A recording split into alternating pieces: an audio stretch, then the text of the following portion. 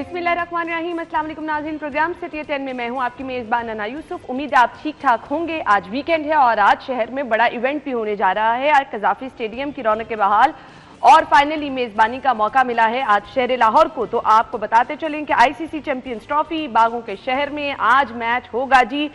Australia और England की टीमें मद्दे मुकाबिल होंगी और वो शायकीन जिन्होंने कज़ाफ़ी स्टेडियम जाना है उनके लिए प्रॉपर प्लान हम इस टाइम लेकर आए हैं ताकि उनको पता हो कि उन्होंने अपनी गाड़ी और मोटरसाइकिल कहाँ पे पार्क करनी है, उन्होंने कब स्टेडियम जाना है, कौन सा रास्ता इख्तियार करना है। और इसके साथ साथ आम लोग जिनका मेन कंसर्न रहता है कि जी कौन कौन सी रोड्स बंद होंगी, तो रोड बिल्कुल बंद नहीं होगी, कुछ ही टाइम के लिए, कुछ ही मिनटों के लिए की जाएंगी। उसके बाद तमाम रोड्स जो हैं वो ओपन होंगी, ट्रैफिक रवां दवा होगी।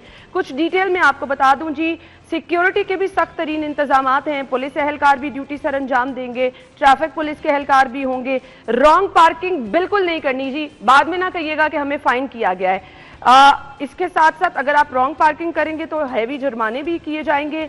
पार्किंग अब कहां पे करनी है जी, CBD में पहला पार्किंग होगा जी। और यहाँ पे डिफेंस से आने वाले शुरका फिरदौस मार्केट से, सेंटर पॉइंट से लिफ्ट ट्रेन लेकर CBD में गाड़ियों को पार्क कर सकेंगे। सेकंड पार्किंग गुलबर्ग कॉलेज में होगी जी। फिरोजपुर रोड से जो लोग जाएंगे कलमा चौक से टर्न लेकर नेशनल पार्क से गवर्नमेंट कॉलेज गुलबर्ग में वो अपनी गाड़ियां मोटरसाइकिलें पार्क कर सकेंगे। तीसरा जी लिबर्टी पार्किंग है जी। डिफेंस कैंट से आने वाले शुरका हुसैन चौक की तरफ से या फिर शेरपाव ब्रिज से होते हुए मेन बुलेवर्ड गुलबर्ग से लिबर्टी पार्किंग में अपनी गाड़ियां पार्क कर सकेंगे। तो ये 3 पॉइंट हमने आपको बता दिए हैं जी। इसके बाद ही सनफोर्ट होटल पार्किंग भी बनाई गई है। मुगलपुरा गड़ी शाहू से जो लोग आएंगे मेन बुलेवर्ड गुलबर्ग से सनफोर्ट होटल में वो अपनी गाड़ियां पार्क कर सकेंगे। अब ये तमाम पार्किंग प्लान है। इसके अलावा तमाम सड़कें खोली जाएंगी। जिस टाइम पर टीम की मूवमेंट होगी तो कुछ ही देर के लिए ट्रैफिक को बंद किया जाएगा।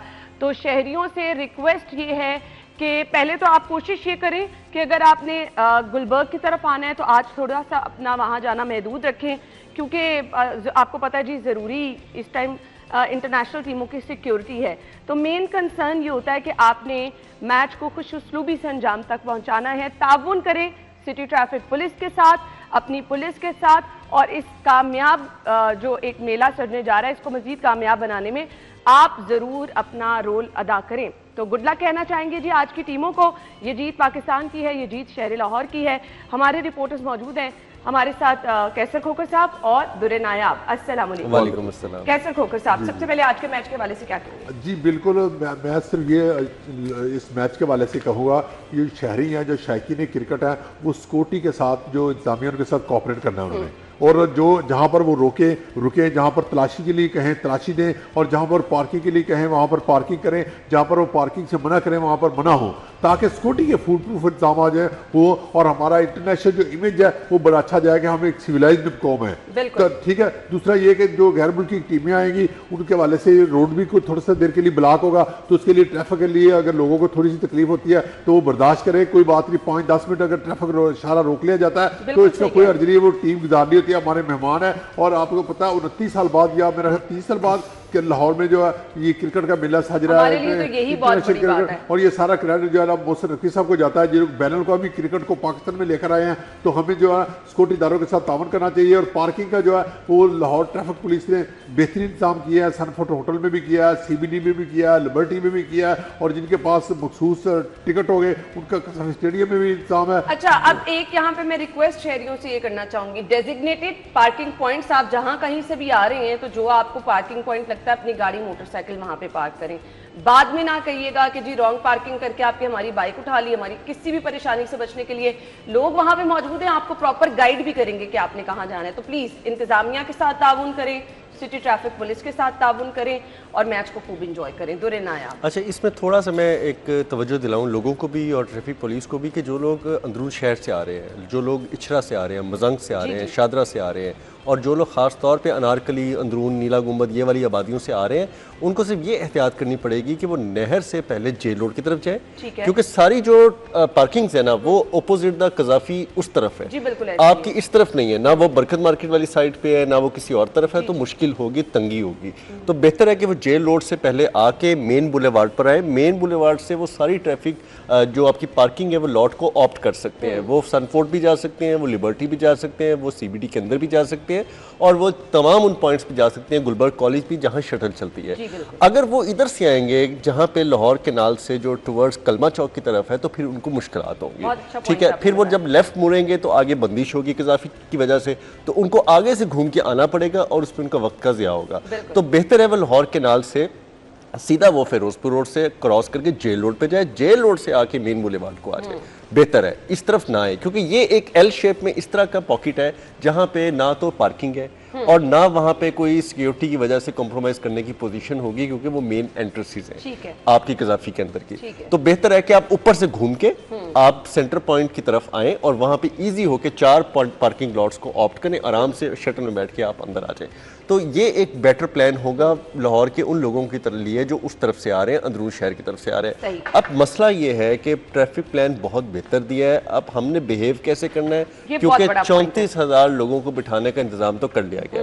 अब 34,000 लोगों को उसी टाइम उसी फ्रेम के अंदर लेके जाना है। ये आप अंडरस्टैंड करें कि एक टाइम पे लोगों ने अंदर जाना है और फिर जब डिस्पर्स होंगे, जब बाहर निकलेंगे कैसे के बाद, तब बड़ा चैलेंज है। अब देखिए ना, आप पहले 12-14,000 लोगों को लेके जाते थे तो कोई मसला नहीं होता था इतना ज्यादा। ठीक है, अब आपकी कैपेसिटी डबल के करीब से भी ज्यादा हो गई है, तो आपने उन लोगों को जब उसी टाइम फ्रेम में लेके जाना है तो आप जितना सीक्वेंस का मुजाहरा करेंगे, तरतीब का मुजाहरा करेंगे, कतार बंदी का, सफ बंदी का मुजाहरा करेंगे, आप अच्छे तरीके से अंदर भी जाएंगे और बाहर भी आ सकेंगे। बिल्कुल ठीक कहा। सेकेंडली, आपके पास जो मखसूस पार्किंग स्टिकर्स हैं, अगर कज़ाफ़ी के जाने वाले वही लोग कज़ाफ़ी के गेटों का रुख करें, अदरवाइज लोग ना करें। हाँ, ठीक है, ये क्लियर कर लें। मतलब कि हर बंदा जाके ये कोशिश ना करे कि मैं कोई जान पहचान निकाल लूंगा, मैं किसी को फोन कर लूंगा।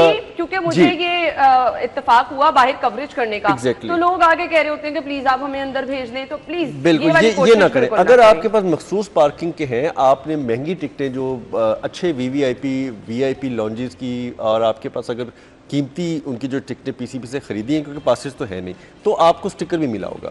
अगर नहीं है तो फिर आपको कॉमन स्टैंड्स के लिए जो पार्किंग अवेलेबल्स हैं, आपको उस तरफ जाना पड़ेगा।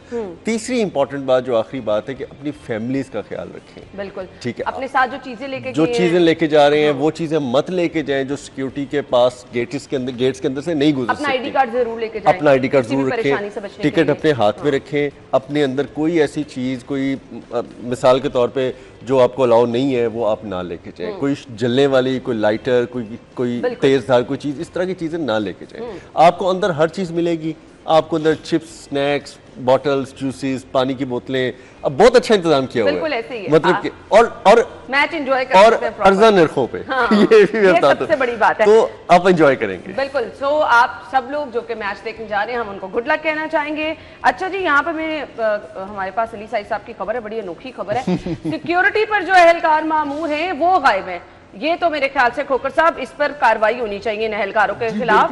जी बिल्कुल, जो सिक्योरिटी वाले पुलिस वाले, अगर आवाम इतनी जा रही है तो सिक्योरिटी वालों को भी तो आना चाहिए ड्यूटी पर। और इस वाले से मैं लाहौर पुलिस को चाहिए कि वो अपने जो सिक्योरिटी से ड्यूटी से जो गैर हाजिर है उनके खिलाफ कार्रवाई की जाए, और जो ड्यूटी कर रहे हैं उनको अजाफी तौर पर खाना दिया जाए और पानी का बंदोबस्त किया जाए, और अगर उनको मेडिकल या दूसरी जरूरत है तो वो दी जाए, और इस हवाले से उनको फैसिलिटेट किया जाए और उनको स्पेशल अलाउंस भी दिया जाए जो अजाफी ड्यूटी देते हैं। लेकिन जो गैर हाजिर है उनके खिलाफ तो कार्रवाई होनी चाहिए। अच्छा देखिए, खोखर साहब खुद भी ड्यूटीफुल आदमी है, आज से वो भी ड्यूटी से गायब नहीं होते, तो ये तो चीज नाकाबिले कबूल है। ड्यूटी से गायब होने वाला ना सवाल किसी चीज भी काबिले कबूल है। और फिर लाहौर पुलिस कहती है जी हमारी रैंकिंग बेहतर नहीं होती। ठीक है, बाकी ये आपके पास बेहतरीन मौके होते हैं। देखिए, आपने यहीं से रैंकिंग काउंट करनी है ना। अगर आपकी Multan police, Sahiwal police, Gujranwala police, Pindi police, बाकी सब परफॉर्म कर रहे हैं, रैंकिंग उनकी अच्छी आई है। जो पीछे रैंकिंग इन्होंने खुद कैलकुलेट की है, उसमें लाहौर पुलिस की रैंकिंग कुछ बेहतर नहीं आई। तो भाई इन्हीं वजूहात से आई है ना कि आपकी ड्यूटी थी, अब ड्यूटी पे ना मसले हो जाते हैं। ठीक है, मैं इस चीज के ऑब्वियसली आपको मैं समझता हूँ, वहाँ आपको ठंडे चावल में मिलेंगे, आपको गर्म पानी मिलेगा, ठंडी बोतलें नहीं मिल सकेंगी, बहुत सारी चीज़ें हैं, कुछ जगह पहुँच भी नहीं पाएंगे, सिक्योरिटी हैजर्ड है, कहीं पे इतनी सिक्योरिटी टाइट होती है कि पुलिस वालों की जो अपनी गाड़ियाँ हैं ना वो नहीं आगे जा पाती, सिक्योरिटी के इशूज़ हो जाते हैं। तो आपको तहम्मुल का मुजाहरा करना चाहिए। ड्यूटी में बहुत कुछ हो जाता है, और पुलिस और फौज की या सर्विस की ड्यूटी में देखा है, ड्यूटी पर आना ही आना ना, इसके कोई देखिए मैंने तो फौज की ड्यूटी में लोगों को ये देखा है कि वो अपने साथ इंतजाम करते हैं, ठीक है। वो अपने खुश चने भी बाजू का लोगों ने रखे होते हैं, पानी अपना एक बोतल में रखा होता है कि अगर हमें सर्वाइव करना पड़ जाए तो 8 से 10 घंटे हम सर्वाइव कर सकते, ठीक है। तो लेकिन पंजाब पुलिस में इतना डिसिप्लिन मैंने नहीं देखा अनफॉर्चुनेटली। लेकिन ड्यूटी तो करनी पड़ेगी, ड्यूटी तो करनी पड़ती है। खबर आई है वो मैं आपके साथ शेयर कर देती हूँ। सिक्योरिटी के हवाले से क्या इंतजाम हैं जी? सिक्योरिटी पर 12 एसपीज और 37 डीएसपी, 80 एसएचओ तैनात किए गए हैं। इसके साथ 245 लेडी कांस्टेबल समेत 8000 से ज्यादा अफसरान जवान मैचेस में सिक्योरिटी ड्यूटी पर मामूर होंगे। चैंपियंस ट्रॉफी के सिक्योरिटी इंतजाम हम आपके साथ डिस्कस कर रहे हैं जी। एक बार फिर से आपको खुश आमदीद करेंगे। बाइकर लेन पेंट बह जाने की इंक्वायरी जो है, उस इंक्वायरी अदायगी रोक दी। पहली ही बारिश ने करोड़ों की बनाई गई बाइकर लेन को धो डाला डीजीएलडी। मुझे तो ये मुज़हका खेज बातें लग रही हैं। मुझे वो दिन याद है जिस दिन दुरे ने आपने पहले दिन ये खबर दी थी कि बाइकर लेन पे कितने पैसे लगे और अब वो पैसे बारिश से बह गए। अभी तेज धूप भी होगी, अभी तेज बारिशें भी होंगी, अभी मानसून की बारिशें भी होंगी। ये बाइकर लेन पे कल ट्रक चढ़ गया था सब्जियों वाला, वो भी कल हमने अपनी यहाँ पे खबर शेयर की। पता नहीं इस बाइकर लेन के साथ क्या क्या कुछ होगा। दुरे नाया, अच्छा, जिस दिन ये बारिश स्टार्ट हुई ना, इत्तेफाक से मैं गुजर रहा था तो फिर मेरा ध्यान इस पे गया और मैंने फौरी जो है ना कैमरा मूव करवाया। मैंने कहा जी आप मुझे कैमरा दें। मैंने फिर वहाँ पे जब स्पॉट्स रिपोर्टिंग की ना तो मुझे एहसास हुआ कि वो ना सिर्फ पेंट नाकिस था बल्कि घटिया क्वालिटी का था। वो ऐसा पेंट था जो शायद आप और मैं अपने घर में भी ना लगवाएं। अच्छा। शायद वो टोकन वाले पेंट से भी कोई अगली क्वालिटी। तो पैसे तो बहुत ज्यादा थे। तो अब इन्होंने क्या किया, अब एलडीए देखें, एक तरफ कह रहा है कि हमने अदायगी रोक दी है, एक तरफ कह रहा है जी हमने पैसे नहीं दिए थे, अभी कोई हमारा नुकसान नहीं हुआ था, अभी हम आजमाइश कर रहे थे। आप जब आजमाइश कर रहे थे तो आपको इतने हैवीली लॉन्च करने की क्या जरूरत थी पूरे पाकिस्तान में? आपको मरीम नवाज शरीफ साहिबा की तस्वीर लगा के वहां पे क्यों इतनी ज्यादा आपने उस पर पॉपुलैरिटी गेन करने की कोशिश की? आपने क्यों लिखा कि जी पाकिस्तान में पहली बाइकर लेन बना रहे हैं जी? आपने पूरी दुनिया की टेक्नोलॉजी को अडॉप्ट ही नहीं किया, स्टडी नहीं किया और फिर इतना बेवकूफाना उज़र पेश किया है। पता क्या थी वो जो एरियल फुटेज बनाई है वो उन्होंने बस शाया करनी थी। आपको देखें, मौसमी हालात होते हैं, आपके बारिशी पानी के अंदर एसिड्स और केमिकल होते हैं, ठीक है। वो जब पड़ते हैं तो उसकी और नवैयत होती है। सादा पानी डाल के धो के टेस्ट करना वो और नवैयत का होता है। इनसे गलती ये हुई कि इन्होंने सादा पानी से धो के बहुत अच्छी तरह वॉश करके देख लिया, मुतमईन हो गए। अब इनको ये नहीं पता था कि जब बारिशी पानी आनी है उसके अंदर एसिड्स केमिकल का रिएक्शन भी इनको चेक करना चाहिए था, जो इन्होंने नहीं किया। इन्होंने कहा जी कि हमने बड़ी नामवर कंपनी ली है जी पाकिस्तान की, कमाल हो गया जी, बेजा बेजा हो गई। और उसकी कैलकुलेशन जो है वो इन्होंने पर किलोमीटर तय करके इन्होंने उसको साइन कर दिया, उनको एस्टिमेट हर चीज क्लियर कर दी। अब पैसे देने ना देने ये बहस नहीं है। आपने पैसे आज नहीं दिए, आपको कल को देने पड़ने। कॉन्ट्रैक्टर ने अपना काम मुकम्मल कर दिया था, उससे पहले कुदरत की तरफ से ये आपको सरप्राइज मिल गया तो आपको पेमेंट रोकनी पड़ गई और डीजी ने भी इंक्वायरी खोल दी है। लेकिन ये देखना चाहिए कि आप वो काम ना करें जो आपकी जेब पे अफोर्ड नहीं होता। इससे बेहतर कि अगर आप इंपोर्टेड पेंट नहीं लगा सकते थे, आपको ये भी नहीं लगाना चाहिए, आपको सब स्टैंडर्ड काम नहीं करना चाहिए। ये बात साबित होती है कि जितनी भी जो गवर्नमेंट के पैसे खर्च होते हैं वो कहाँ गैर मैरी चीजें इस्तेमाल होती हैं। Exactly. ख्वाह वो बिल्डिंग हो, ख्वाह वो सड़कें हो, ख्वाह वो अस्पताल हो, ख्वाह वो तलीमी इदारों हो, वहाँ पर देखें कि जो परचेज होती है गवर्नमेंट की, जो परचेज होती है या जो बिल्डिंग बनती है, सड़कें बनती हैं, अस्पताल बनती हैं, स्कूल बनते हैं, वहाँ पर गैर मैरी मटीरियल इस्तेमाल होता है, जिसकी वजह से ये छोटी सी बात है, इस तरह हुआ है। लेकिन दूसरे जो गैर मैरी जहाँ इस्तेमाल होता है, फंड वहाँ इस्तेमाल होते हैं या सरकारी जो परचेज में गफले होते हैं, वो इस वाले से देखें कितना ये हुकूमत को सोचने का मकाम है। इसके लिए हुकूमत को चाहिए कि मैकेनिज्म तैयार करे और जहाँ भी इस तरह की वारदातें होती हैं, ख्वाह वो बिल्डिंग में हो, ख्वाह वो सड़कों में हो, ख्वाह वो परचेज में हो, ख्वाह प्रोक्योरमेंट में हो, तो उस पर कार्रवाई होनी चाहिए और इस वाले से बाकायदा तौर पर वो जो काली बेड़े जो महकमों के अंदर है उनको फारग करना चाहिए। ये छोटा मसला नहीं है कोई दुरे ने, आप देखें ना, इसको टेस्ट केस बनाना चाहिए ना। आप देखें पाइन एवेन्यू पे एक टेबल ब्रेकर बनाया गया, ठीक है, उसके आगे भी पेंट इस्तेमाल किया, वो आज तक बरकरार है, ठीक है। आपका ये 2 महीने नहीं निकाल सका। उसकी जगह मैं और भी बड़ी जगह मेंशन कर सकता हूँ। डीएचए के अंदर मुख्तलिफ मकामात के अंदर पेंट्स होते हैं, रोड्स पे होते हैं, आपके हाईलाइट किया जाता है स्टॉप को, ब्रेकर को, उससे पहले भी वो तो पेंट नहीं चाहते, ठीक है। आपका जो कलमा चौक के अंदर पेंट लगाया गया था वो भी 1-2 साल निकाल गया था, ठीक है। ऑल्दो उसने जाना था क्योंकि वो मिक्सचर नहीं था, उसके अंदर असफाल्ट के अंदर नहीं था। अब एलडी जो उधर पेश करता है जी कि वो इंपोर्टेड पेंट बहुत महंगा था, वो असफाल्ट से भी महंगा था, इसलिए हमने लोकल जो है ना वो पेंट को इस्तेमाल करने की तरजीह दी। लेकिन अब जिम्मेदारी कौन ना लेगा इसका कि आपने एक चीज़ लगवाई, आपके अंदर इसके दूसरे कॉन्ट्रैक्टर इन्वॉल्व था, आपके अंदर इसके अंदर आपका जो एजेंसी चेक करती है कोई भी होगी उसके वो इन्वॉल्व थी, किसने इसको पास किया, किसने टेस्ट को क्लियर किया, ये तो जी जो भी रिस्पांसिबल है उसको पकड़ना चाहिए। आप देखिए इतने भद्देपन के साथ इतने बदतरीन तरीके से रंग उड़ा है कि नीचे से सड़क नजर आना शुरू हो गई और महज 18-20 मिलीमीटर बारिश थी। अगर ये मानसून की 200-300 मिलीमीटर बारिश होती तो फिर तो ये नजर ही नहीं आना, तो फिर तो नजर ही कुछ नहीं आता। मुझे तो लगता है इनका वो जो डिवाइडर लगाया गया वो भी बह जाना था, नामो निशान नहीं होना था। तो इन चीजों को कैलकुलेट करना चाहिए, खुदा खौफी करें। एलडीए एक अब एक प्राइम अथॉरिटी है। एलडीए कोई कल की छोटी मोटी यूनियन काउंसिल के अंदर काम करने वाली कोई ठेकेदारों की एजेंसी तो नहीं है ना, एक प्राइम अथॉरिटी है जिसको आप पूरा आइडलाइज करते हैं कि पंजाब में सबसे अच्छा काम जो है ना वो लाहौर में एलडीए कर रही है। सही बात है। तो अब आपने क्या किया, मेरा ख्याल है कि इसके अंदर ये अब जिम्मेदारों के तयन के साथ साथ ये टेक्नोलॉजी दोबारा इस्तेमाल नहीं होनी चाहिए। जिम्मेदारों का तयन होगा तो फिर ही होगा ना कि आप इस तरह दोबारा नहीं जाएंगे, लेकिन इस पर खुसूसी तौर पर जो है वो इंक्वायरी करनी चाहिए और जिम्मेदारों का तयन करना चाहिए। पीएचए की तरफ चलते हैं जी। टेंडर खुलने से कबल ही 80% डेवलपमेंट वर्क मुकम्मल। आला ऑफिसर के आशीर्वाद से टेंडर प्रोसेस को बाईपास करके माशाल्लाह इतनी जल्दी भी कोई नहीं ये करता। तो एक नई रवायत है। हाँ। ये देखें 1.5 महीने पहले वहाँ काम स्टार्ट हुआ। आपको पता होगा लिबर्टी के लेफ्ट साइड पे एक तिकोना पार्क था जिसपे घड़ी लगी होती थी, वो घड़ी टूटना शुरू हो गई। अच्छा। तब मैंने उस वक्त ये हाईलाइट किया कि इसको क्यों तोड़ा जा रहा है, ये तो बड़ा आइकॉनिक सिंबल था। उसके बाद लिबर्टी के अंदर जो मोनूमेंट है उसका मार्बल उतारना शुरू कर दिया, वो रेनोवेशन कर दी। वहाँ पे नया अभी कुछ ही अर्सा पहले सिटिंग एरियाज थे, नए प्लांटर लगाए गए थे, ग्रेनाइट लगाया गया था, बेंच रखे गए थे, बड़ा खूबसूरत लिबर्टी को बनाया गया था, सजाया गया था। इन्होंने काम स्टार्ट करवा दिया। एमरजेंसी की जी पता नहीं कितनी इमरजेंसी है जी, और कुछ समझ नहीं आ रही थी। अच्छा, अब जब काम तकरीबन 80% कंप्लीट हो रहा है तो 2-4 दिन पहले उन्होंने टेंडर जारी कर दिया। जो टेंडर 5 मार्च को खुलना है, 5 मार्च 2025 को टेंडर खुलना है, और टेंडर उस काम का खुलना है जो हो चुका होगा। ये कैसी एफिशिएंसी है? टेंडर उस चीज का खुलना है जिसमें कंट्रैक्टर ऑलरेडी काम कर चुका है, तो फिर कौन बिड डालेगा? 4 करोड़ 10 लाख से ये काम किया जा रहा है और उसके अंदर जो है वो चीज़ें जो पहले से बेहतर चीज़ें हैं उन्हीं को उतार के कुछ और चीज़ें लगा दी जाएगी। वही चीज़ें, वही मार्बल, वही टाइलें, वही ग्रेनाइट, वही सब कुछ किया जाएगा। लेफ्ट साइड में छोटी सी घड़ी ने एक एरिया घेरा हुआ था, बाकी ग्रीन एरिया था, उसको ख़त्म करके एक बहुत बड़ा वहाँ पे ना मोनूमेंट्स एक सिविल स्ट्रक्चर बनाया जा रहा है, आपने वो भी ग्रीन एरिया ख़त्म कर दिया है। फिर इतने ज़्यादा टेंडर लैप्स करना, प्रोसीजर लैप्स करना, क्या कानून में किसी की इजाज़त है कि बगैर टेंडर आप तरक्याती काम करा रहे हैं? ये क्या ओवर एफिशिएंसी है? क्या आपने पहले से सारे काम करके और पैसे अपनी जेबों में डालने हैं या आखिर ये क्या किया? भाई अब जो कॉन्ट्रैक्टर लाया गया उस पर पीएचए के कॉन्ट्रैक्टर्स जो हैं एसोसिएशन या बाकी लोग कहते हैं कि हम तो नहीं जानते, कोई पैसे नहीं लगा देता। भाई वो कहते हैं जी हम तो नहीं जानते कौन है। इसका हाल ये है कि जितने भी इस तरह के टेंडर होते हैं या डेवलपमेंट काम होते हैं, इनका हुकूमत को चाहिए कि पिछले 3 साल में जितने हुए उनका फोरेंसिक ऑडिट कराया जाए, ताकि पता चले कि कहाँ गफला हुआ है, कहाँ गफला हुआ है, कहाँ करप्शन हुई है, कहाँ कौम का खजाना लूटा गया। क्योंकि देखिए हम टैक्सों के पैसे देते हैं। मैं सुबह घर से आया हूँ तो मैंने पेट्रोल डलवाया तो उसमें मैंने टैक्स दिया, मैंने मोबाइल कॉल किया मैंने उसका भी टैक्स दिया, मैंने अगर किसी होटल से परचेज किया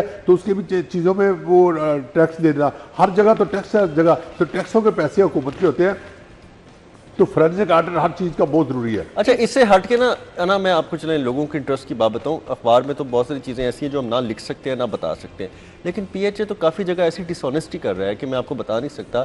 कि जो हॉर्स एंड कैटल शो में आपको सूफी नाइट का पता लगा जी, बिल्कुल, वहाँ पे टिकटें इन्होंने पहले ओपन की, उसके बाद उनकी टिकटों की सेलिंग रोक दी। अच्छा। और उनको पासेस में कन्वर्ट करके मनपसंद लोगों को पासेस दिए गए, बड़ी बड़ी वीवीआईपी फैमिलीज को दिया गया, बड़े बड़े ब्यूरोक्रेट्स के खानदान गए, सियासतदानों के खानदान गए। मुझे ये बताएं कि 1.5 अरब रुपया क्या हमारे टैक्सों का पैसा नहीं था? नहीं जी है, ठीक है, तो हमारा राइट नहीं था कि हम टिकट खरीद के वहाँ बैठ के, आपने सही कहा, हम भी आपदा परवीन साहिबा को सुनते, हम लोग भी देखते। तो आप जब किसी का इतना हक रोक देंगे, अब आप आज जाके देखें कि फूलों की नुमाइश है, वीवीआईपी इवेंट्स हैं, वहाँ पे किन लोगों को जब वीवीआईपी मूवमेंट्स होती है तो आप आम लोगों को वहाँ जाने नहीं देते। आप कहते हैं जी बड़ी वीवीआईपी जो है ना कोई शख्सियात एग्जीबिशन देखने आई है तो जरा जी रुक जाएं। भाई क्यों रुक जाएं? आप एक पब्लिक इवेंट है, पब्लिक के पैसे से इवेंट हो रहा है, आपके कोई फर्जी या मेरे पैसे से नहीं हो रहा, किसी वजीर के पैसे से नहीं हो रहा, किसी डीजी के पैसे से नहीं हो रहा, आपके एक पब्लिक इवेंट है। आप लोगों को वहां क्यों नहीं आने देते? आप क्रेडिट यही ले रहे हैं कि आवाम के लिए ये सब कुछ किया आपने इस इवेंट में, इन इवेंट्स में इतना लाहौरियों का दिल दुखाया है ना कि मेरा भी दिल खराब हुआ है कि यार आप टिकट्स नहीं रोकनी चाहिए थी। अगर किसी की जेब इजाजत देती है तो उसको जाके वो शो देखना चाहिए था, उसको जाके वहां पे पार्टिसिपेट करना चाहिए। मैं तो खुद लोगों की जब सोशल मीडिया पे वीडियोस देखी तो मैं सोच रही थी कि मैं क्यों नहीं पहुंच पाई, तो वही वाला मसला मैंने आपको मैंने आज दिल जलने के बाद ये बात स्पीक आउट की है, शायद मैं ना करता, लेकिन मेरा दिल दुखा इस बात। मीडिया पे वीडियोस देखी। हम ब्रेक के बाद आपको ज्वाइन करेंगे, हमारे साथ रहिएगा।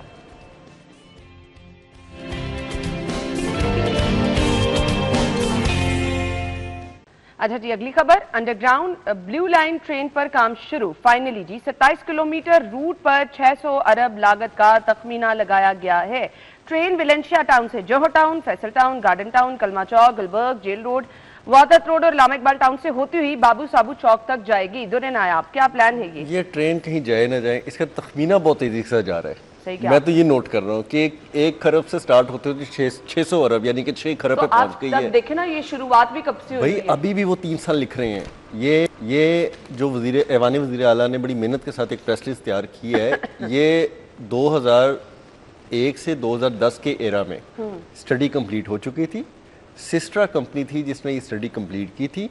लाहौर शहर के अंदर 4 लाइनें तजवीज़ की गई थी और 2 लाइनों पे बड़ी मेहनत के साथ बड़ी चीज़ें बर्दाश्त करके सख्ती करके वज़ीर आला के चचा ने ही बनाई उन्होंने मेट्रो बसेस और ऑरेंज लाइन, ठीक है। इसके बाद ब्लू और पर्पल लाइन पे वो उस वक्त स्टडी कंप्लीट करके काम को कंप्लीट कर चुके थे। ऐसे ही अब देखें कितनी बदध्यांती है पंजाब मास ट्रांसपोर्ट अथॉरिटी की कि वो इसको दोबारा स्टडी पे लेके जा रहा है। आपने करोड़ों रुपए लगा के 2 दफा पहले स्टडियां करा चुके हैं, अब आप कौन सी स्टडी कराएंगे? मिसाल के तौर पे मैं आपको देता हूँ कि जेल रोड पे क्या सर्विसेज हॉस्पिटल लेफ्ट राइट हो गया? क्या कनेट कॉलेज को उठा के किसी और तरफ रख दिया? वही मौजूद है, तो स्टडी नहीं क्या करनी? स्टडी क्या नहीं करनी है? रूट वही, चीजें वही, टोपोग्राफिक सर्वे वही, सड़कें नहीं कहीं लेफ्ट राइट हुई, माल रोड भी वही है, जेल रोड भी वही है, कैनाल भी वही है। मंतक क्या है? पैसे बनाते हैं भाई, जाहिर बात है। अब ये जो स्टडी दोबारा की जा रही है, जिसको बड़ी मेहनत करके फाइनल किया गया है, इसमें भी करोड़ रुपए लागत आई है। ढूंढ के लाए हूं ज्यादा। मैडम स्टडी ये होती है कि मैंने एक चीज को उठा के एक जगह से दूसरी जगह लेके जाना है, ठीक है। मैं आपको दावे के साथ कह सकता हूँ लाहौर की सड़कों की कोई भी अलाइनमेंट तब्दील नहीं की गई। उसके अंदर अंडरपासेस फ्लाईओवर का इजाफा जरूर किया गया, ठीक है। लेकिन जब अंडरग्राउंड लेके जा रहे होते हैं ना, तो उसमें बहुत अच्छा अंडरग्राउंड पे एक और मंतक आ जाती है कि जमीन के नीचे आपने क्या बदल दिया है इतने सालों में? बिल्कुल आपने नीचे क्या बना दिया कि जी वो फिर बदलने की जरूरत है। ये सिर्फ एक पैसे खाने के बहाने होते हैं। आपको इस पर ज्यादा स्टडीज की जरूरत नहीं है। अब आपको इंप्लीमेंट करने की जरूरत। अभी भी ये 3 साल लिख रहे हैं।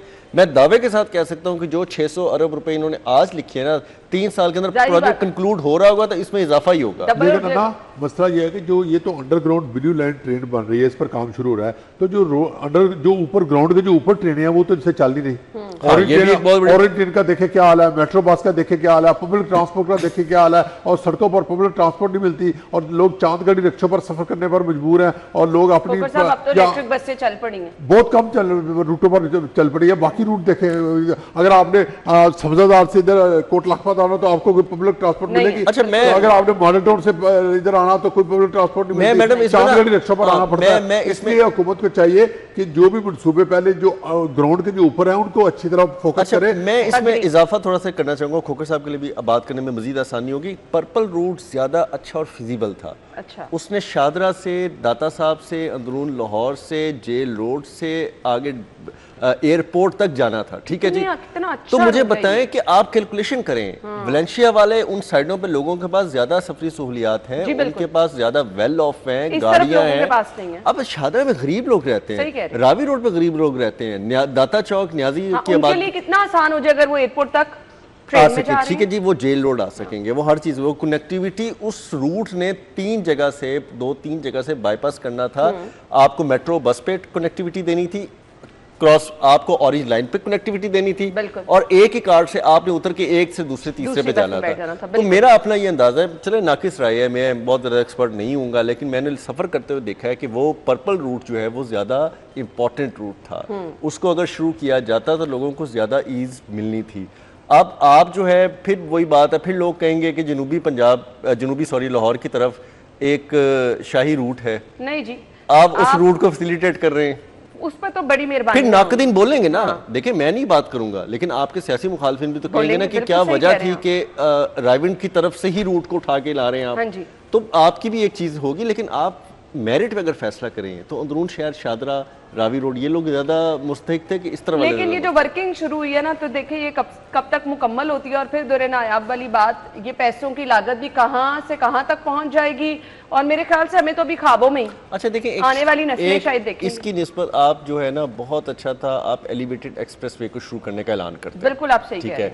वो बहुत अच्छा कम लागत था इससे, ठीक है, और वो इतना अच्छा रूट आपका है। गड़ी शाह वाला मंसूबा, आपका यहाँ से क्रीम ब्लॉक से डायरेक्ट एक्सेस जो आपकी मिलनी मोटरवे तक, ये ज्यादा है मंसूबा, आप उनको लेके जाते। अब आप एक वो हाथी छेड़ बैठे हैं जो मेरा ख्याल है कि इस ब्यूरोक्रेसी और इस मैनेजमेंट के साथ मुकम्मल नहीं किया जा सकता। वो शहबाज शरीफ साहब ही थे जो आहाचिमा साहब जैसे ब्यूरोक्रेट्स को लेकर चले, और फिर उन जैसे लोगों ने, ख्वाजा अहमद हसन साहब की, फिर उन लोगों ने फेस भी किया कि जी हमने ये पब्लिक एंटिटी का मंसूबा बनाया है तो हम इसको ओन करते हैं। बहुत हर्डल्स थी बहुत थी, उसके बाद ही भुगता उन्होंने तमाम तहकीकाती इदारों को भी जवाब दिया जाके। तो आप ये जो प्रोजेक्ट स्टार्ट करने जा रहे हैं आप बिल्कुल करें, लेकिन आप फिर इसको रीथिंक करें कि हमें क्या ज़रूरत है, लाहौरियों को किस चीज़ की ज़्यादा ज़रूरत है। लाहौरियों को अब लाहौर के अंदर इन आउटलेट बनाने की भी ज्यादा जरूरत है। आप जो स्टडी कर रहे हैं ना, कम से कम ये देखें कि कहाँ पर लोगों को ज्यादा पब्लिक ट्रांसपोर्ट की जरूरत है। तो वो जो पॉइंट दुर्रे ने आपने रेस किया कि कहाँ शाहदरा से लोग आसानी से, अच्छा उसके अंदर रेलवे स्टेशन भी था, वो रूट में बताना भूल गया। पर्पल लेन के अंदर रेलवे स्टेशन को भी कनेक्ट करना है, एयरपोर्ट पे कनेक्ट करना है, फैसिलिटेट कर सकेंगे। दुनिया जहान में एयरपोर्ट और आपकी रेलवे स्टेशन की अलग ट्रेनें बसेस चलती हैं, बिल्कुल ऐसे ही हम जा ही नहीं पाते। चलें जी देखिए अब इस पर कहाँ तक काम होता है। कैसर खोकर साहब आपकी खबर है, ये रावी जोन में तरक्याती कामों के लिए 6 अरब 90 करोड़ पे जारी। इसकी जरा खबर की डिटेल बता जी बिल्कुल, रावी जोन जो है उसमें जो है तरक्याती कामों के लिए 6 अरब 90 करोड़ रुपए जारी हुए हैं, और दातागंज बख्श टाउन के लिए 3 अरब रुपए जारी हुए हैं। ये महकमा खजाना ने पैसे जारी किए हैं। ये असल में आपको बताओ कि लाहौर में वज़ीर-ए-आला डेवलपमेंट पैकेज चल रहा है जिसके तहत टोटल अब तक 25 अरब रुपए जारी हो चुके हैं, और बाकी हर जोन में काम हो रहा है जिसमें सेवरेज है, नालियाँ हैं, सड़कें हैं, स्ट्रीट लाइट है या सोलंग है, वो बन रहे हैं। उसके लिए तरक्याती काम हो रहे हैं, उसके लिए पैसे जारी हो रहे हैं, और रोजाना की बुनियाद पर महकमा खजाना जो है ना बजट जारी कर रहा है, और ये बल्दिया को पैसे जाते हैं। फिर इसमें कोई 35 अरब रुपया जो है वो वासा का भी है, जहाँ वो लाहौर का सीवरेज सिस्टम बनाना है। लेकिन इसके साथ अब एक और मैं आपको बताऊं कि वज़ीर-ए-आला पंजाब ने एक और प्लान किया है कि जो पूरे पंजाब के जो शहर हैं जिनकी आबादी 1 लाख से ऊपर है ना, उनको मुकम्मल सीवरेज सिस्टम देने का फैसला किया गया है। दुर्रे ने आपसे इस पे मैं बात देखें, ये बहुत अच्छा फैसला है। मैंने जब वज़ीर-ए-आला ने लाहौर शहर के ज़ेरे ज़मीन अंडरग्राउंड का किया, मैंने बिल्कुल अप्रिशिएट किया। मैं आज तक स्टैंड कर रहा हूँ, अप्रिशिएट कर रहा हूँ कि लाहौर के अंदर ज़ेरे ज़मीन इंफ्रास्ट्रक्चर पे किसी ने भी फंड लगाने के लिए नहीं सोचा।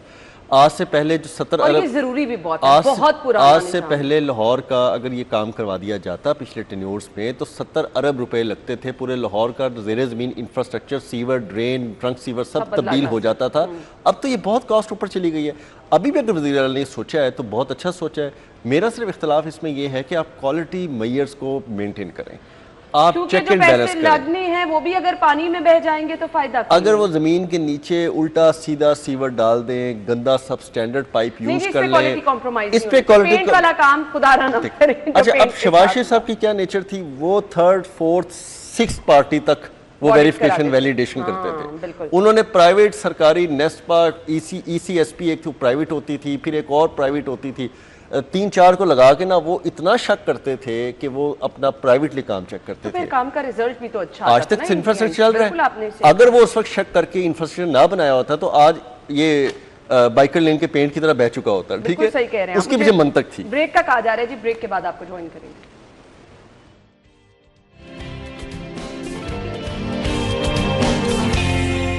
Welcome back. और फाइनली यहाँ से भी कुछ कहते हैं ना ठंडी हवा का झोंका आना शुरू है। एक के बाद एक खबर ऐसी आ रही है कि बिजली की कीमतों में कमी हो रही है।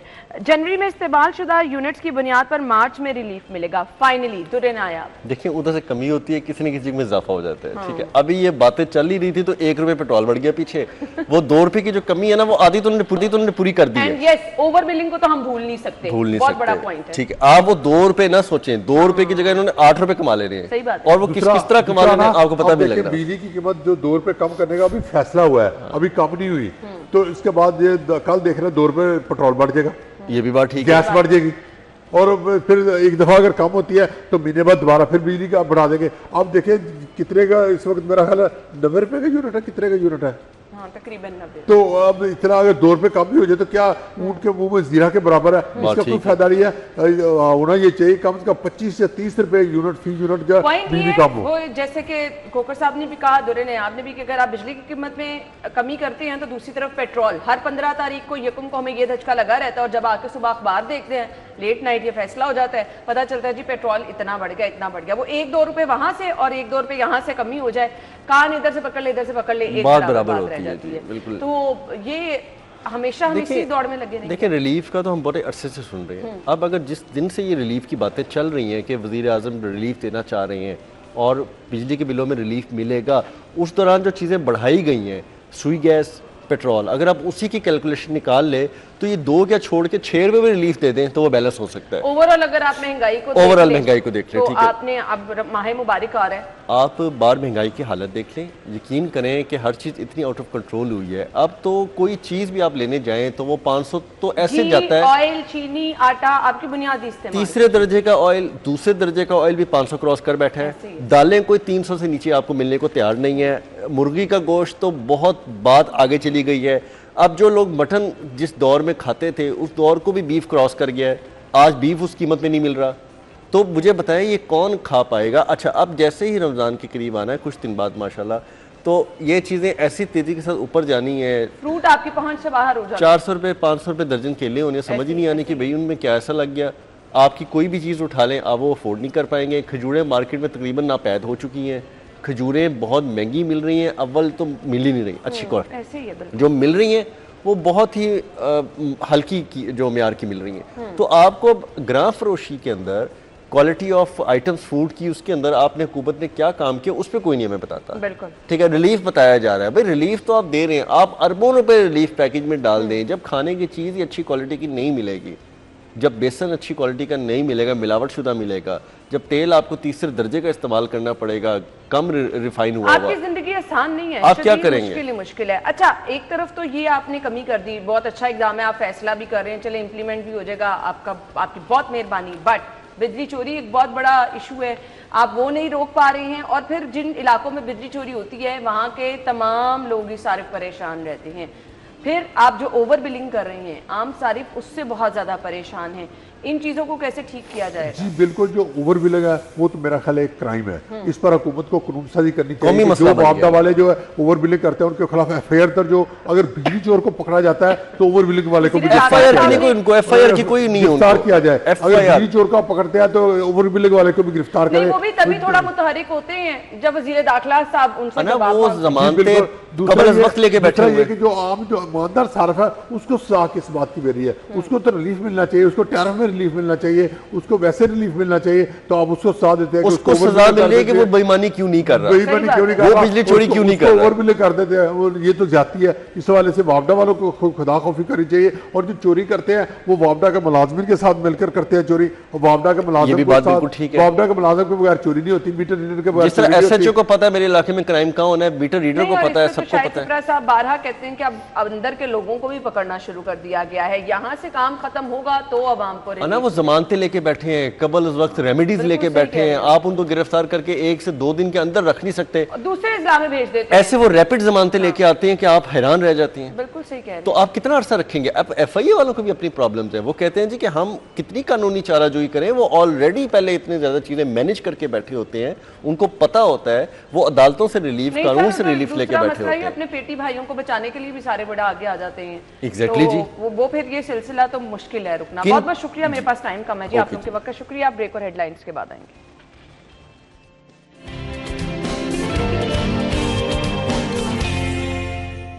एक बार फिर से आपको खुश आमदीद कहेंगे। तो नाजरीन, क्रिकेट का मेला सजने जा रहा है, कज़ाफी स्टेडियम की रौनकें बहाल होने जा रही हैं।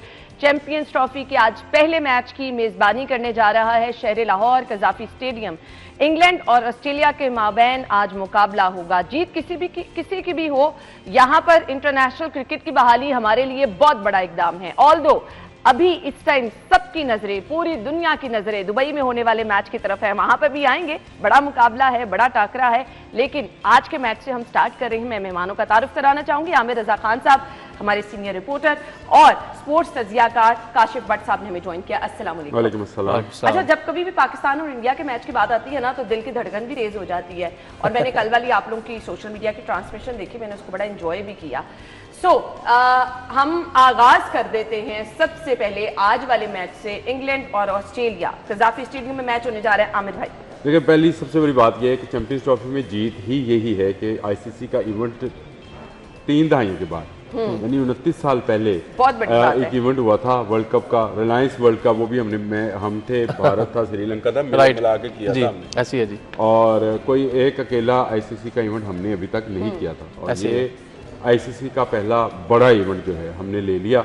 ना सिर्फ लिया बल्कि हमने अपग्रेड किया स्टेडियम्स को, हमने अपग्रेड किया अपनी तमाम फैसिलिटीज़ को जो लोगों के लिए थी, मैच देखने के लिए आने वालों के लिए। मेरा ख्याल है ये इस टूर्नामेंट में जो हमारी जीत है वो यही है कि हमने आईसीसी चैंपियंस ट्रॉफी जो है नो डाउट उसका इनकाद कर लिया और कामयाबी से। और मेरा ख्याल है आज जो मैच है ऑस्ट्रेलिया और इंग्लैंड का, इसको भी लोग बहुत खूब एंजॉय करेंगे। जैसे इंडिया पाकिस्तान है वैसे ही क्रिकेट में ऑस्ट्रेलिया और इंग्लैंड हैं। उनकी एशेज जो है वो वैसी ही एक सीरीज है, टेस्ट सीरीज होती है ऐसे ही बिल्कुल। और ये काशिफ तो बहुत अच्छी तरह जानते हैं, लेकिन आप समझे कि आज भी इंडिया पाकिस्तान ही, लेकिन उनका नाम ऑस्ट्रेलिया इंग्लैंड है। लाहौर में मैच होने जा रहा है। स्ट्रॉन्ग कौन सी टीम है? पेपर्स पे तो इंग्लैंड लग रही है, क्योंकि इंग्लैंड खेल रही है तमाम पूरी स्ट्रेंथ के साथ। ऑस्ट्रेलिया को 4 प्लेयर्स अवेलेबल नहीं है, उनके कैप्टन अवेलेबल नहीं है, उनके 150 के बॉलर स्टार्क अवेलेबल नहीं है। स्टोनिस ने अचानक रिटायरमेंट दे दिया है, और उनका एक और मेन प्लेयर था आने से 3-4 दिन पहले उसने भी कहा जी कि इज़ नॉट अवेलेबल। 4 प्लेयर्स के बगैर ऑस्ट्रेलिया जाएगी। ये मैं कहूँगा ये मैच होगा talent versus mentally strong people. England highly talented है और ऑस्ट्रेलियन मेंटली बहुत स्ट्रॉन्ग है, दुनिया में नंबर 1 टीम है जो मेंटली स्ट्रॉन्ग है। इन दोनों का टाकरा होएगा, मैच अच्छा होएगा, क्योंकि ऑस्ट्रेलियंस गिव अप नहीं करते, क्योंकि उनके पास बेंच स्ट्रेंथ भी इतनी होती है कि वैसे नहीं लगता कि वो नए प्लेयर्स हैं। स्टीव स्मिथ को दोबारा कप्तानी दे दी गई है, और बड़े अरसे के बाद वो ऑस्ट्रेलिया को पहली बार first ever time in history हुआ कि श्रीलंका ने ऑस्ट्रेलिया को वाइट वॉश कर दिया पिछले हफ्ते। वो श्रीलंका से मात खा के चैंपियंस ट्रॉफी का आगाज करेंगे, तो इंग्लैंड का मोरल बहुत हाई होगा। उसका इंडिया से मार खाते हैं नहीं, लेकिन उनकी टीम के सारे प्लेयर्स अवेलेबल है। इंडिया का और श्रीलंका का फर्क थोड़ा सा है एग्जैक्टली, और क्राउड का, पिच का बहुत फर्क है, कंडीशन का बहुत फर्क है।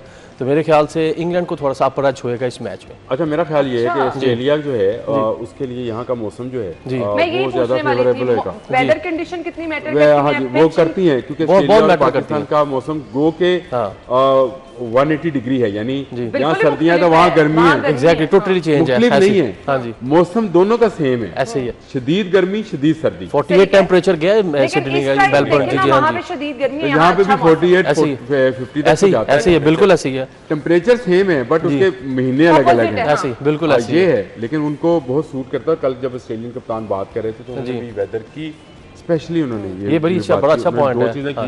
लेकिन उनको मुश्किल होएगी कदाफी स्टेडियम, क्योंकि आईसीसी टेक ओवर कर लेता है सारे स्टेडियम, पिच वगैरह।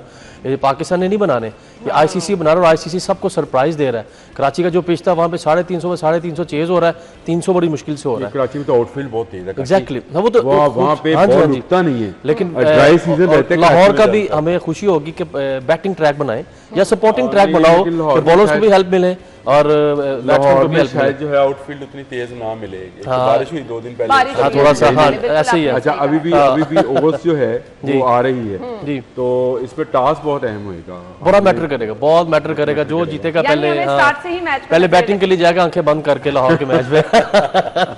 सही, मुझे बता दें शायकीन, हम क्योंकि आज दोनों पाकिस्तान का मैच नहीं है, तो दोनों ऑस्ट्रेलिया और इंग्लैंड का मैच है, तो शायकीन का जोश मुझे आज भी कज़ाफ़ी स्टेडियम जिस तरह से मुझे पता चल रहा है कि जी सिक्योरिटी के इंतजाम हैं, लोगों ने आना भी शुरू कर दिया। 16 गेट्स हैं, खोल दिए, 12 बजे खोल देने उन्होंने जी। ऐसी है, बिल्कुल ऐसी है। कुछ वक्त के बाद 40-45 मिनट के बाद वो खुल जाएंगे, 2 बजे का टाइम है मैच, और उसके बाद लोग जो हैं वो जाना शुरू हो जाएंगे।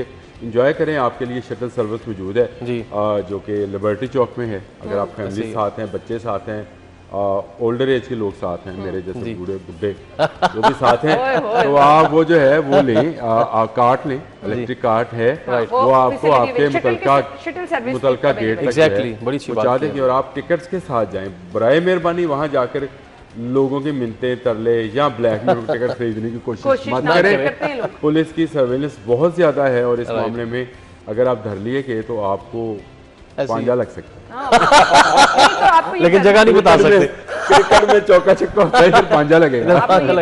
राइट। अच्छा जी, किस खिलाड़ी से उम्मीदें आज? मैं तो यहाँ पे देख रही हूँ बच्चों के अपने अपने फेवरेट प्लेयर्स हैं और ये बड़ी चीजें। अच्छा, स्टेडियम में लाहौरियों का जज्बा भी ऐसा है कि अपने पसंदीदा खिलाड़ियों को फुल सपोर्ट करते हैं। ये मौका है ना, जब आईसीसी का बड़ा इवेंट आता है ना, चैंपियंस ट्रॉफी और वर्ल्ड कप हो गया, उसको एशिया कप आता है, तो फिर टीम के साथ साथ इंडिविजुअल प्लेयर के भी जो बोर्ड आप लगार देखते हैं, और ये सबसे बेस्ट मौका होता है कि बच्चे उसको एंजॉय करें, सामने लाइव खेलता देखें।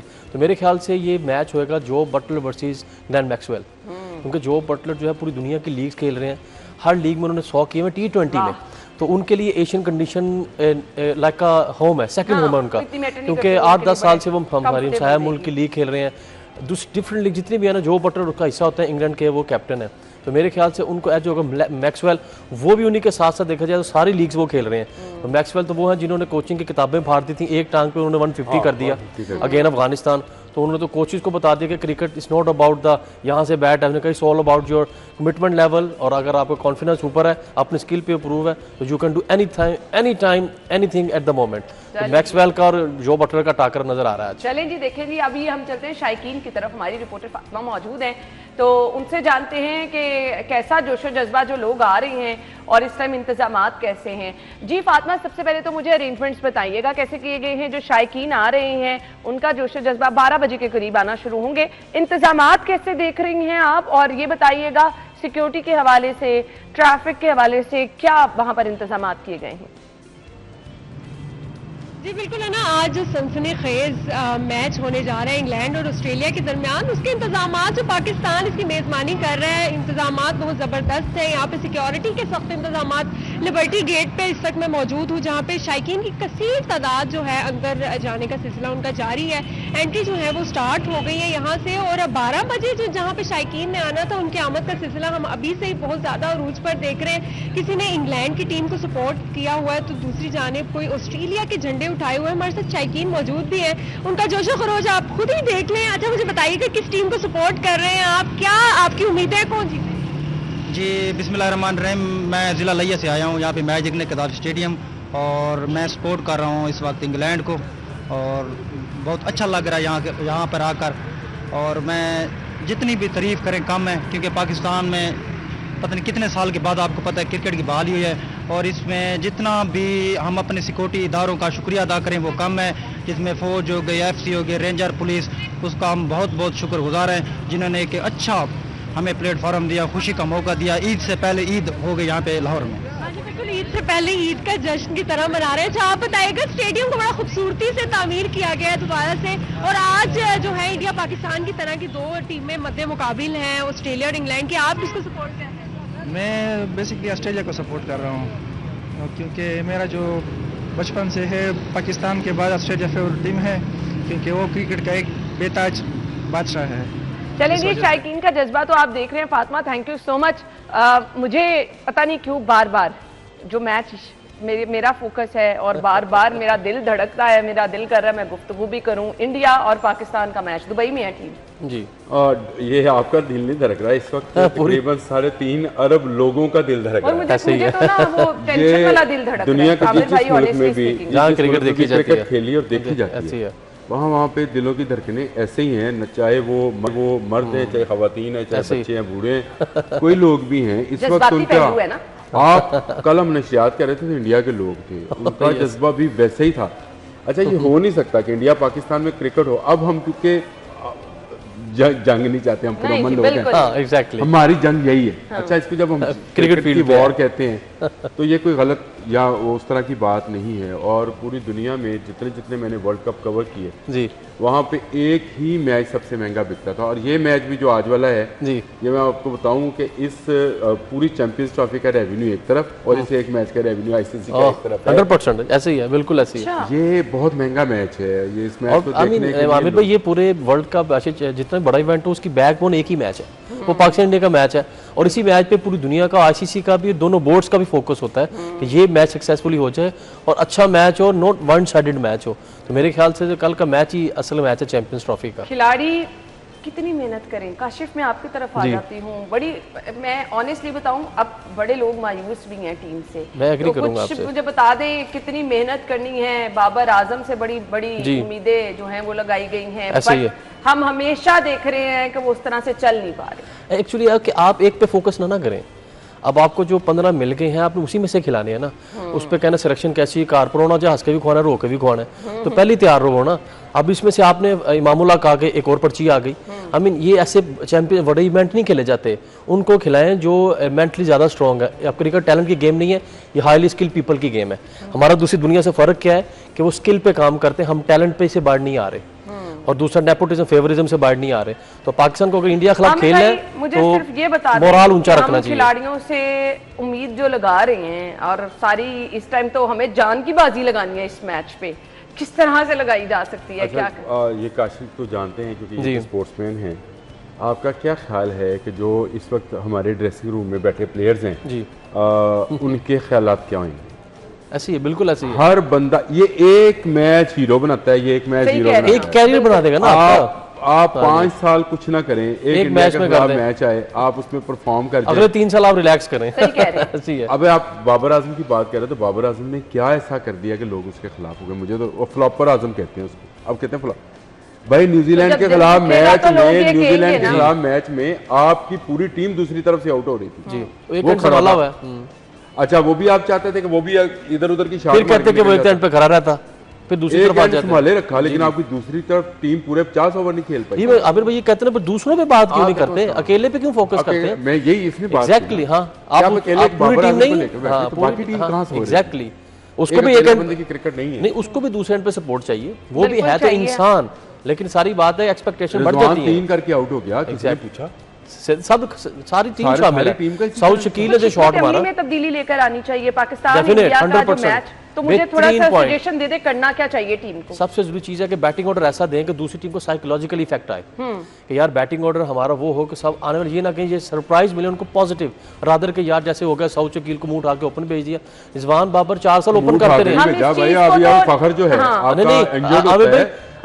चॉइस नहीं थी, बाबर ओपन आता, साउथ शकील को 3 पे ही रहते, उसका नंबर 3 था, जो उसको एक रोल दे दिया गया, दिस इज योर, डिफाइन कर देते हैं रोल कि तुमने 3 पे आना। बाबर रिजवान 4 साल ओपन करते रहे, ओपन आते एक साइकोलॉजी फैक्ट आया था कि यार कप्तान जो है फ्रंट से लीड कर रहा है, ओपन आया, साउथ अपने तीसरे नंबर पे, ये फखर जब फिट होगा आ जाएगा। तो इस तरह का जैसे अक्षर पटेल को वो यूज कर रहे हैं नंबर 3 से लेके 7 तक। पांड्या को उन्होंने बैटिंग पे नहीं भेजा अपने पहले मैच में। इंडिया की बहुत स्ट्रांग है, इससे तो इनकार नहीं। हमारी बॉलिंग बहुत स्ट्रांग है, मैं ये कहूंगा। वी आर द, हमारे पास जो बॉलिंग लाइनअप है वो वर्ल्ड का बेस्ट, वर्ल्ड का बेस्ट है, लेकिन बॉलर जो हैं वर्ल्ड का बेस्ट है, लेकिन परफॉर्म एक साल से आखिरी घंटे में मार खा रहे हैं भाई, सही बात है, उस तरह परफॉर्म नहीं कर पा रहे। आपके आखिरी टाइम पे होती थी बॉलिंग लाइन, इनको मार खाते हुए जब आखिरी ओवर आते हैं, आखिरी घंटे में हमें चाहिए होता है कि आप स्कोर को रोकें, तभी उठाना होता है, तब आगे आप परफॉर्म सारी बात आ जाती है कि आप फिर वो हम तो वो चीज़ अवेलेबल नहीं, एक प्रॉपर मेंटल स्ट्रॉन्ग के साथ नहीं। हमारे बॉलिंग कोच का प्लान नहीं है, हर चीज़ कप्तान ने नहीं करनी होती, रस्से में प्लेयर ने करना है, लेकिन आखिरी 10 ओवर में कोच किधर होता है, पुट्टी टोपी के पाके बैठे होता है, उसको आना चाहिए, कोच अलावा कि रस्से पे आए कुछ बताए। अब आप बाउंसर नहीं, जॉर्कर नहीं, स्लो बॉल कुछ नजर ही नहीं आ रहा था, तो वहां पे उसको जंप इन करना चाहिए, हर चीज़ कप्तान और उसने नहीं करनी।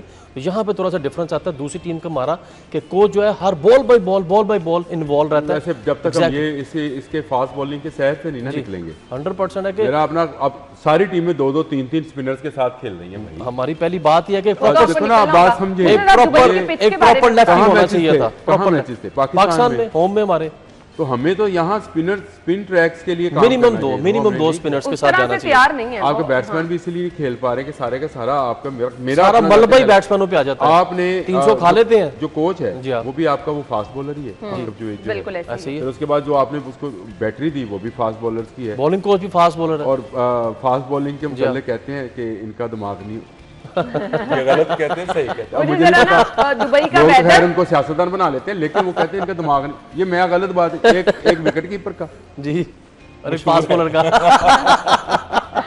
मुझे एक दुबई के वेदर पे और पिच पे जरा बात कर लें, फेवर में जाएगा ये खिलाड़ियों की? दोनों का एक जैसे ही है, इक्वल है, और यूएई हमारा लकी ग्राउंड रहा है, और पाकिस्तान को बिल्कुल ये ना बिल्कुल डिग्रेड करते चले जा रहे हैं लोग। पाकिस्तान अब भी इंडिया से far better match winning team है। पाकिस्तान कर सकता है क्योंकि पाकिस्तान एकदम कुछ भी you can expect anything from these people, तुम कुछ भी कर दें, कहते हैं हाथी अबाबील वाला, तो मैं देख रही हूं लेकिन पाकिस्तान को चेस करना चाहिए। मैं personally as a student of केम कहूंगा कि पाकिस्तान को चेस करने जाना चाहिए अगर आज जीत जाए तो। You can't trust the bowling right now. तो पाकिस्तान की बैटिंग 8वें नंबर तक है, कुछ दिल शाह 7वें 8वें पे आ रहा है, मिडिल ऑर्डर बहुत स्ट्रॉन्ग है। तो सलमान अली आगा 100 किया हुआ है, तैयब ताहिर स्ट्रोक प्लेयर है, कुछ दिल शाह रिजवान है, एग्जैक्टली मिडिल ऑर्डर हमारा अब 5 साल के बाद इतना स्ट्रॉन्ग नजर आया। तो पाकिस्तान चेस कर सकता है, हमने किया भी है साउथ अफ्रीका को 350 पे 350 चेज हुआ है।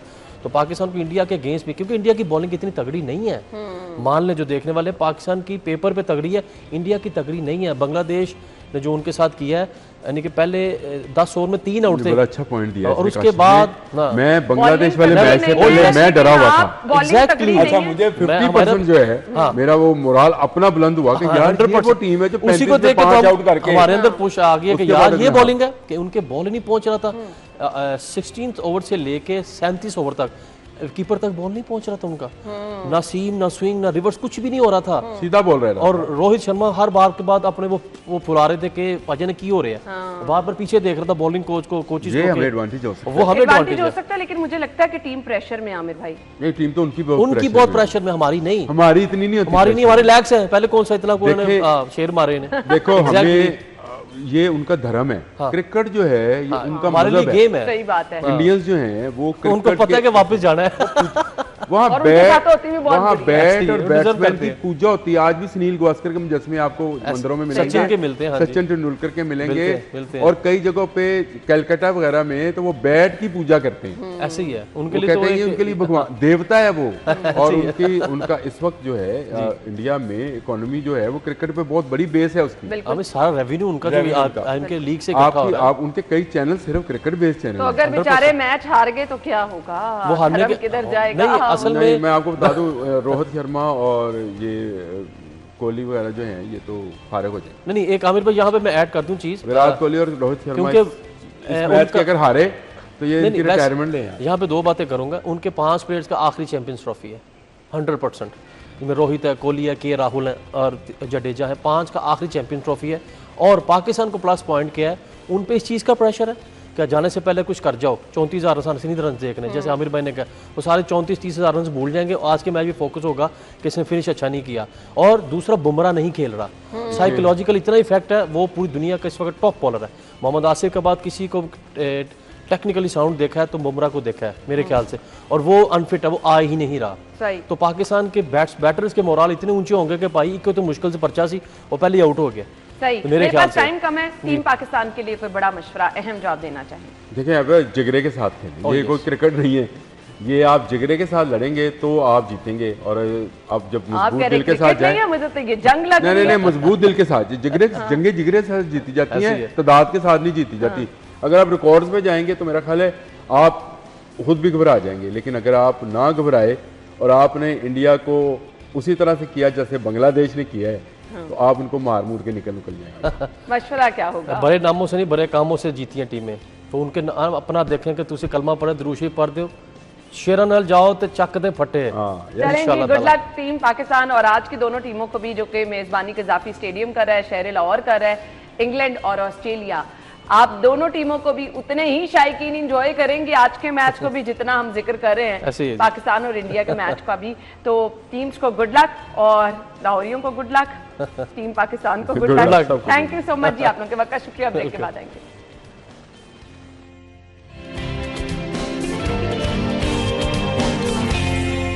Welcome back. और मैंने आपको कहा था जी कि आपके लिए बड़ा ही स्पेशल सेगमेंट आपका मुंतजर है। मौसीकी को रूह की ग़िज़ा कहा जाता है। हम काम से जब थक जाते हैं या बहुत ज़्यादा स्ट्रेस फील कर रहे होते हैं तो आजकल ऐसे ज़बरदस्त इंस्ट्रूमेंट हैं, आपकी थकावट भी दूर कर देते हैं, आप बड़ा रिलैक्स फील करते हैं। तो अभी मेरे पीछे एक धुन आप ज़बरदस्त सी सुन रहे हैं जी, बहुत ज़बरदस्त रुबाब प्लेयर हमारे साथ मौजूद है, उनकी तरफ भी चलेंगे। और इसके साथ साथ जी दरबोका प्लेयर भी हमारे आज के मेहमान हैं। तो मैं अपने मेहमानों का तारुफ कराना चाहूंगी जी। बासित अली इस टाइम बहुत ही खूबसूरत धुन बजा रहे हैं जी, हमारे साथ बासित मौजूद हैं, अली शहबाज और साजिद हमारे साथ मौजूद हैं, दरबोका प्लेयर हैं। थोड़ी सी अब आपको ब्रेक लेनी होगी और आप लोगों को हम वेलकम कहेंगे। अस्सलाम वालेकुम। Thank you so much. आप ना सिर्फ हमारा सिटी 42 का बल्कि आज लाहौरियों का वीकेंड स्पेशल बनाने वाले, क्योंकि मैंने भी आपको वेटिंग रूम में देखा कि बहुत ज़बरदस्त जो है हमारे मेहमान जो है वो प्ले कर रहे थे। अच्छा जी, अभी तो हम स्टार्ट कर रहे हैं। सबसे पहले कुछ पूछेंगे कि हमारे मेहमानों ने स्टार्ट कहाँ से लिया। दरबो का आजकल बड़ा ट्रेंड में है, लोग स्ट्रेस रिलीज के लिए, अपनी टेंशन एंग्जाइटी को दूर करने के लिए हम देख रहे हैं ऐसे गेट टुगेदर्स में जा रहे हैं जहाँ पर प्रॉपर दरबोका बजाया जाता है। कैसे स्टार्ट लिया आपने? अस्सलाम वालेकुम, पहले तो बहुत बहुत शुक्रिया हमें बुलाने के लिए। बेसिकली हमें मैक्सिमम 12 ईयर्स हो गए। अच्छा। बिल्कुल, हम साथ हैं 12 ईयर्स से माशाल्लाह से।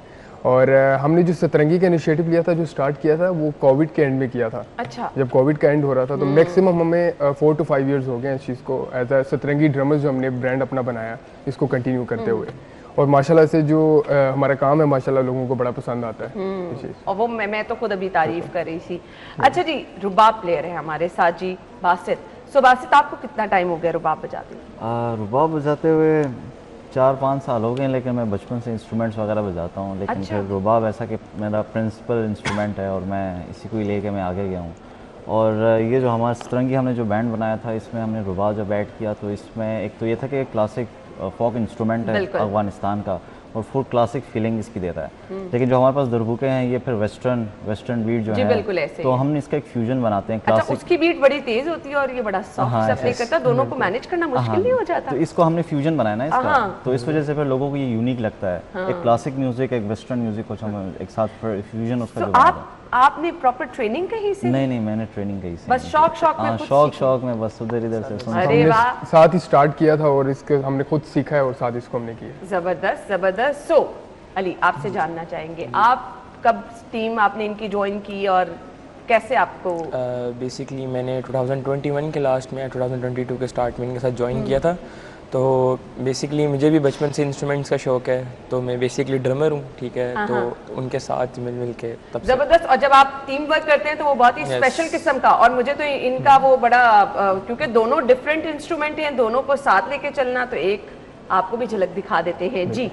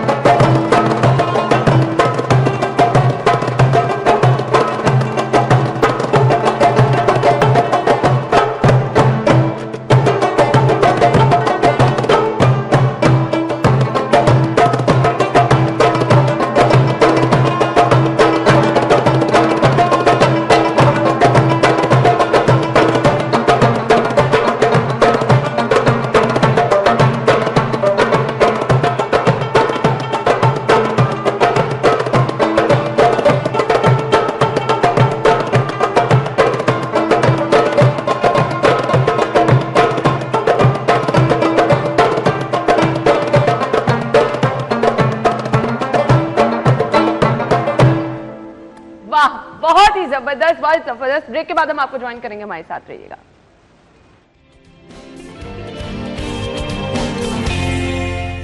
Welcome back. और मेरे साथ साथ आप लोगों ने भी बहुत इंजॉय की होगी इतनी ज़बरदस्त परफॉर्मेंस। पर मैं अभी जिस चीज़ पे गौर कर रही थी, क्योंकि ये लोग मेरे पास ही बैठे हैं, सो इन तीनों के हाथ डिफरेंट तरीके से चल रहे थे और डिफरेंट बीट आ रही थी, और तीनों एक दूसरे को ऐसे वो कर रहे थे ना कि आप मिलकर एक वो साउंड बहुत ज़बरदस्त आ रहा था। सो ये कैसे आप बनाते हैं सारी? अच्छा, बेसिकली ये लीड पे होते हैं, और जो बेसिकली मैं प्ले कर रहा हूँ इसमें आपको बेस और जो बीट है वो साथ फॉलो कर रहा होता हूँ, वो वेरिएशन कर रहे होते हैं। ठीक है, तो वो डिफरेंस यहाँ पे आ जाता है कि इसमें से बेसिकली प्रॉपर बेस आ रही होती है, वहाँ पे वेरिएशन होती है। ठीक है, साउंड ही तीनों की डिफरेंट थी। अच्छा जी, अब आप हमें क्या सुनाने जा रहे हैं? अभी हम आपको मंदी मौत सुनाएंगे। जो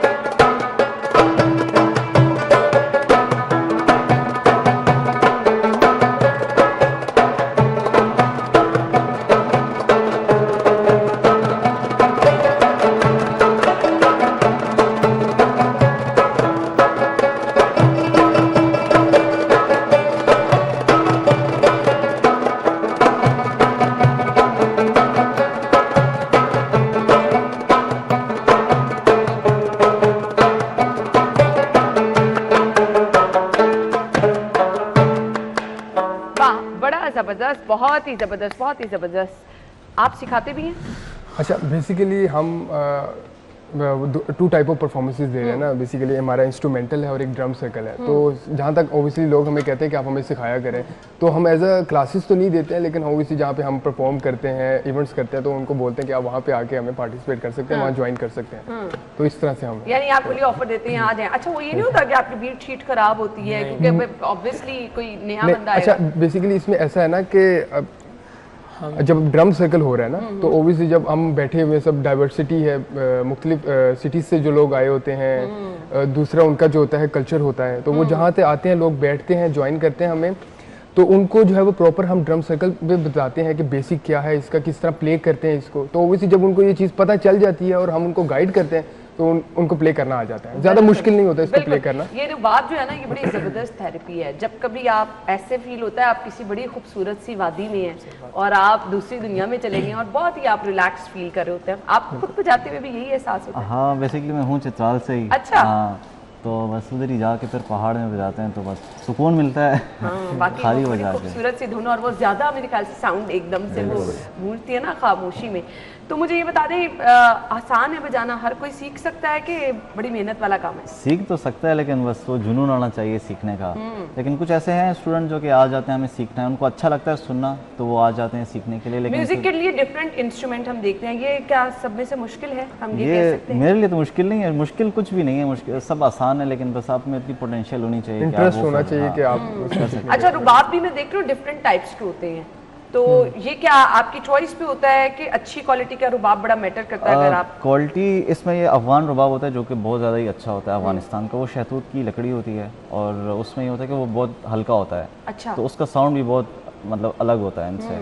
और पाकिस्तान में बेदाना मेरे ख्याल में लकड़ी होता है, उसका होता है, लेकिन जो अफगान का है वो बहुत महंगा होता है, लाखों में होता है बहुत। अच्छा। और इसके अंदर जो ये आप देख रही हैं ना, ये पर्ल्स वगैरह, ये समंदर से निकालते हैं, फिर इसको ले करते हैं इसी लकड़ी के अंदर, तो यहाँ पे जो बने हुए हैं ठीक तो है। ये सीपियाँ जो होती हैं, अच्छा, मैं प्रोग्राम के स्टार्ट में देख रही थी आप इसकी धुन वगैरह कुछ मैनेज कर रहे थे, वो आप क्या कर रहे थे? वो इसकी ट्यूनिंग होती है। अच्छा। इसके ये सिंपैथिक स्ट्रिंग्स होते हैं, अच्छा। जो कि आप उसी राग में इसको आप ट्यून करते हैं जिस राग में आप बजाते हैं, चाहे वो राग यमन है या फिर भैरवी है, जो भी है, तो उसमें आप इनको आप ट्यून करते हैं। उसके बाद फिर लाइक ये सही।